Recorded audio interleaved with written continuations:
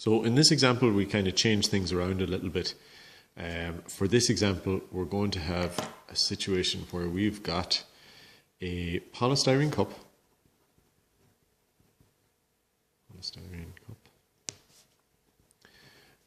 with 50 grams of copper pellets, copper rivets,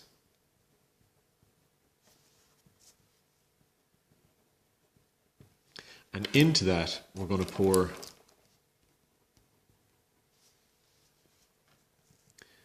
we're going to pour 200 mils of water at 100 degrees Celsius, and we're told that the copper rivets are at room temperature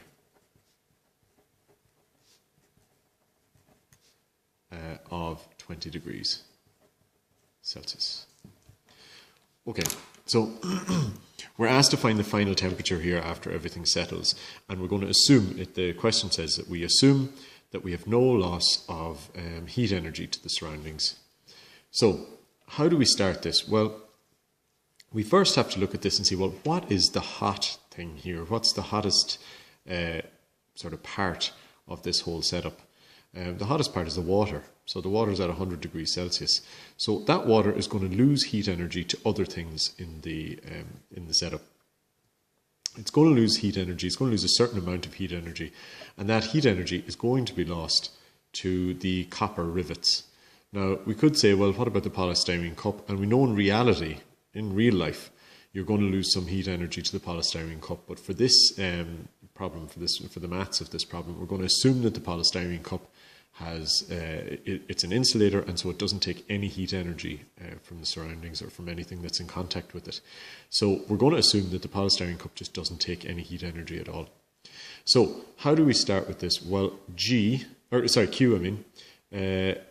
the heat energy of the water, this is the hot thing, we're going to lose heat energy from this, from the hot water, and that's going to be lost, and then the amount of this heat energy lost by the water is going to be gained by the copper rivets. Okay, so let's fill in for Q here. Well, for Q we'll have MC delta theta,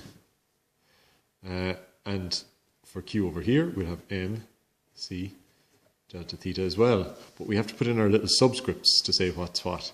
So the mass here of water, specific heat capacity of water, and delta theta 1 we're going to say, because the water is going to reduce in temperature from 100 degrees Celsius down to some value. It's going to cool because it's hitting something cooler, so it's going to give away heat energy. So over on this side we have the mass of the copper rivets, we have the specific heat capacity of copper rivets, and then delta theta 2, because the copper rivets are going to start at 20 degrees Celsius, and when we pour in the hot water, those are going to come up in temperature. So this change in temperature is going to be different to this change in temperature. Okay, mass of the water, well, we've got 200 mils of water. That's 200 cubic centimeters. We know that water is 1 gram per cubic centimeter. That's the density of it. So this is going to be 200 grams, and 200 grams in kilograms is 0.2 kilograms. Specific heat capacity of water is 4180. And then this one, we're going to say that our final temperature is X, but we're starting at 100, so our change in temperature is going to be 100 minus X, like that. Okay. Mass of the calorimeter, mass of the copper, we have 50 grams of copper, so that's 0.05. Specific heat capacity of copper is 390 joules per kilogram per Kelvin. And the change in temperature here, well, it's starting at 20 degrees Celsius and it's going to finish at some temperature X. So the change in temperature is going to be X minus 20. Okay, now we just have to do some calculations here. So let's split up the calculations a little bit so that we get 0.2 multiplied by 4180, which is 836, multiplied onto 100 minus X. 0.05 by 390 is 19.5 times X minus 20. That's just multiplying 0.2 by 4180 will get you 836, and leaving the 100 minus X in its bracket. This is 0.05 by 390. That'll give you 19.5. And we're leaving x minus 20 in the bracket here. Then we have to do our multiplication sort of by parts because we're multiplying into a bracket. So we first do this one and then do this one, but we have to be mindful of this minus sign here. So 836 by 100 is fine. It's 83600. So that's the first bit. And then we're multiplying 836 by minus x. So that's minus 836x. On this side, we have to do the same thing, 19.5 by x first, and then 19.5 by minus 20. So this is going to be 19.5x. And then we're going to end up with a minus here because we've positive by a negative. So 19.5 by 20 is going to give us 390. Okay, now we have to try and bring all of the terms that have an x on them, we have to bring them to one side of the equation and bring all of the constant values to the other side of the equation. Because my 19.5 here is positive, and when I bring this to the other side, that will become positive. I keep all my x terms on the right-hand side. So I'll put down my equal sign, I'll have 19.5x, and then this on this side of the equation, we have minus 836x. So in order to get rid of that on this side, I would have to add on 836x. So I have to add on 836x on this side as well. On this side of the equation, we have 83600.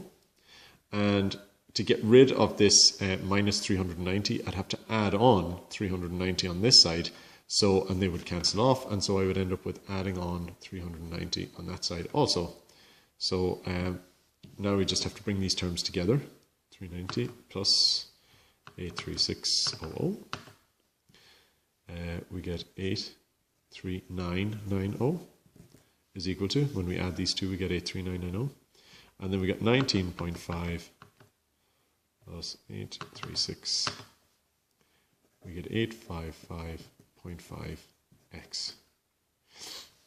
Now, I can swap these around just to make life easier. So I get 855.5x is equal to 83990.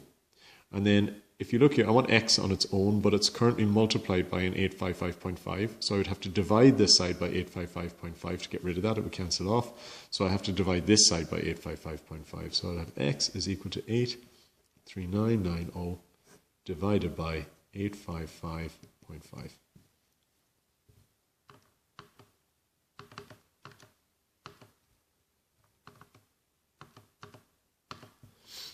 So x is equal to 98.18 degrees Celsius.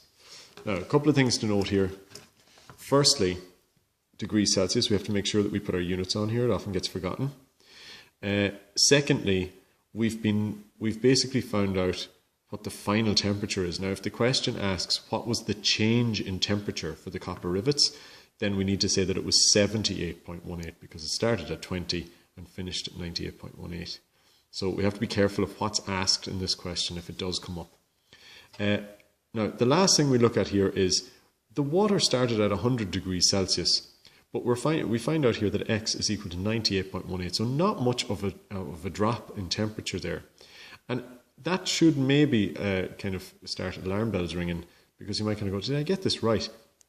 Well, if you look at it, copper has a very low specific heat capacity compared to water. It's less than a tenth of the specific heat capacity. That means if I had 1 kilogram of copper and I had 1 kilogram of water, and I took enough heat energy out of the water to reduce the temperature of it by 1 degree Celsius, and I gave that heat energy to the copper, well, the copper would increase by a lot more than 1 degree Celsius. So basically, the water here, because there's a lot more of the water, there's 200 mils of water compared to 50 grams. There's 200 grams of water compared to 50 grams of copper.